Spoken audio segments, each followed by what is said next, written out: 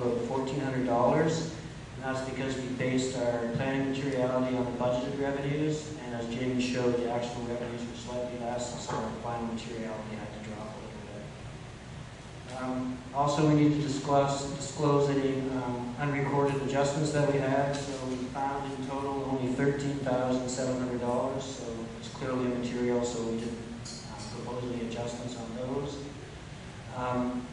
And we also will provide a copy of a management representation letter which summarizes the representations that we requested from management.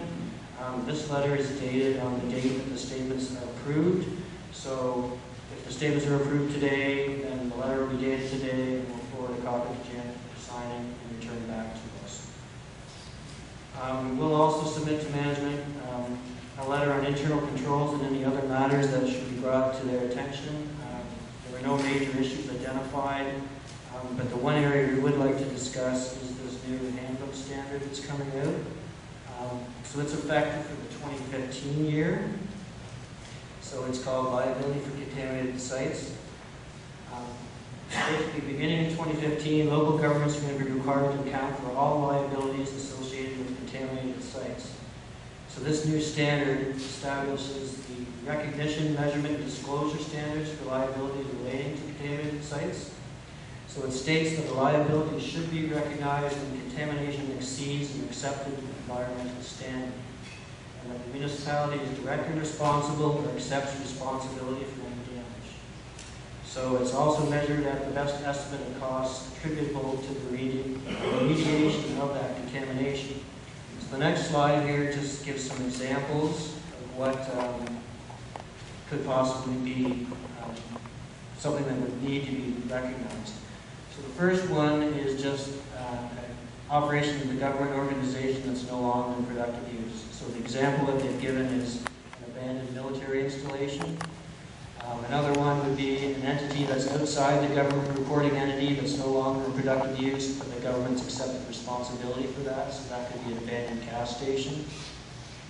If there's changes to environmental standards relating to an operation that's no longer in productive use, or if there's an unexpected event resulting in contamination. So if there's a chemical spill or something, then you need to book liability for that.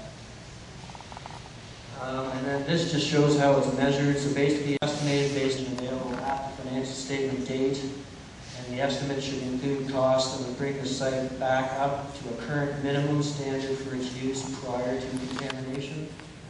And these costs would include any post-remediation, operation, maintenance, or monitoring costs. So just to summarize, it's not going to be an easy standard to apply. It could be time-consuming. It may require specialists to determine if the contamination is in excess of environmental standards. So I know it's 2 years away, which is kind of, it is an important thing to deal with, so we'll just bring it to your attention. It should be dealt with sooner rather than later. And that's all that we had, unless there's any questions for us. Any questions from council regarding the financial statements from the rest? Yeah, thanks. Page 21. Page 21. Obviously, it's not a problem.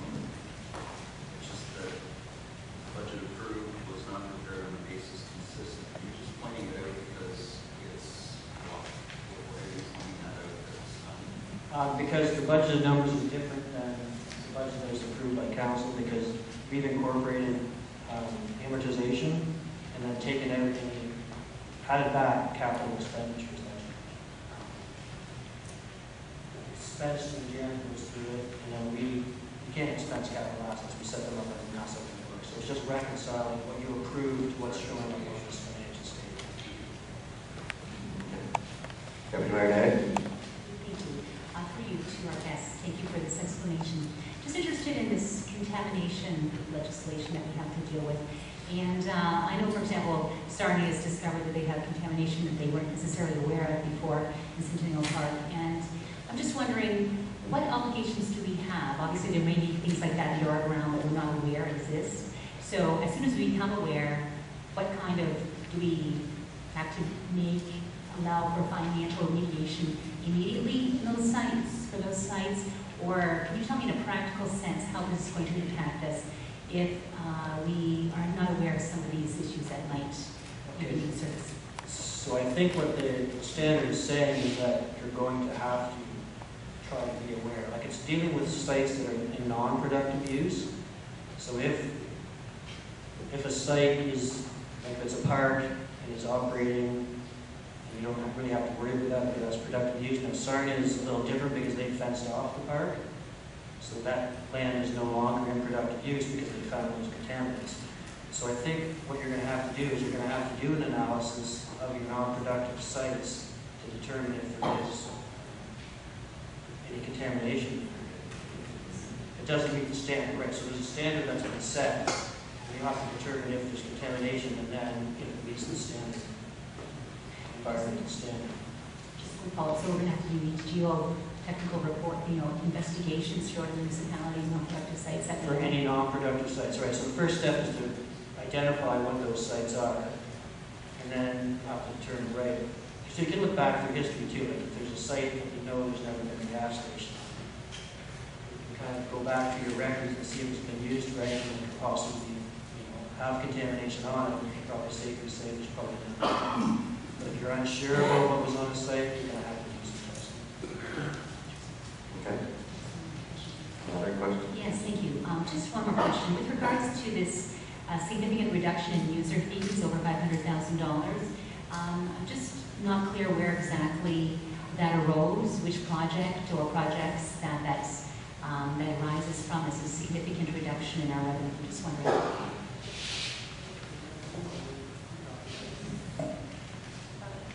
So there are basically three projects, or three things. One was the drainage. There was some drains that were not built out because we were waiting for the granting. Grevin Main Street project where the widening in the main turning, it wasn't completed, therefore the expense of the revenue wasn't shown. And then the sewer treatment plant as well, there were very little expenses there. It went from the granting for our partners.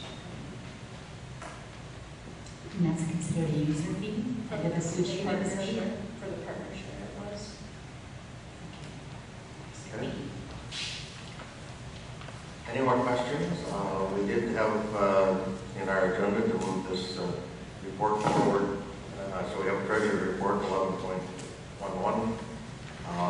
There's a recommendation that it be received as presented, approved as presented, and that the policing reconciliation credit be allocated to the reserve funds, and the balance of the general surplus be allocated to the working reserve funds. Is there someone to make that motion? Councilor Underwood, seconder. Mayor Day. Any questions? Any other questions on that? All in favor of that? Thank you. It's carried. Thank you very much for your presentation. See you next year.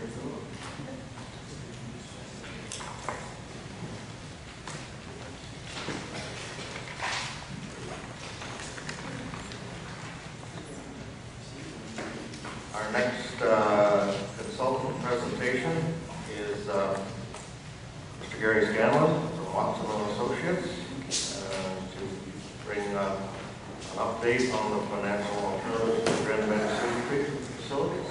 Welcome, Gary. We'll get the electronics caught up to date and the next presentation.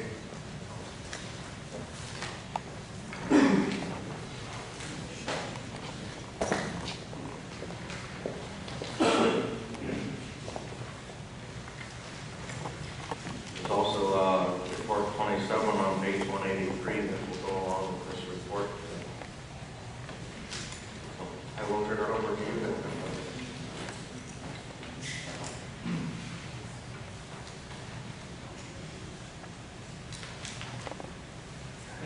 Should be on. I am. Okay, great. Pleasure to be before you.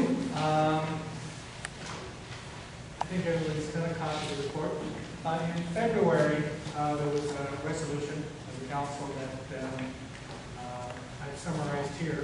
Basically, that I provide council with possible scenarios for funding mechanisms for the sewage treatment facility, such as municipal-wide recovery costs, costs allocated across the entire tax base.